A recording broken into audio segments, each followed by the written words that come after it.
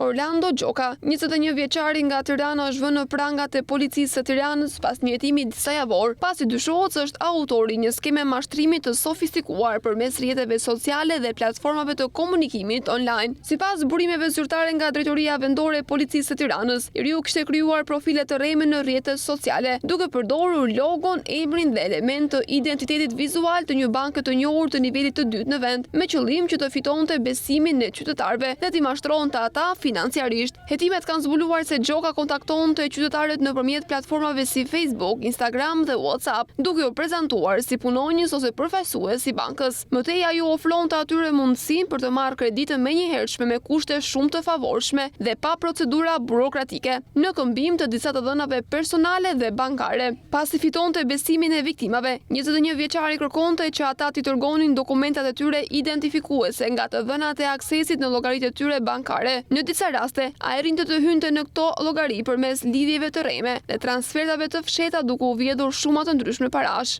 Në rastet kur llogaritë e qytetarëve rezultonin bosh, Gjoka përdorte metoda të tjera mashtrimi, duke i bindur ata që të depozitonin shuma që varionin nga 750 deri në 1500 euro si garanci paraprake për të përfituar një kreditë të supozuar prej 15.000 eurosh. Pas kryerjes së pagesës, mashtruesi ndërpriste çdo kontakt me viktimat dhe fshinte llogaritë e rreme. Nga hetimet paraprake, dyshohet se ai ka arritur të përfitojë mijëra euro nga ky aktivitet kriminal, ndërsa autoritetet janë duke hetuar edhe për persona të tjerë që mund të kenë bashkëpunuar me të në këtë skemë mashtrimi.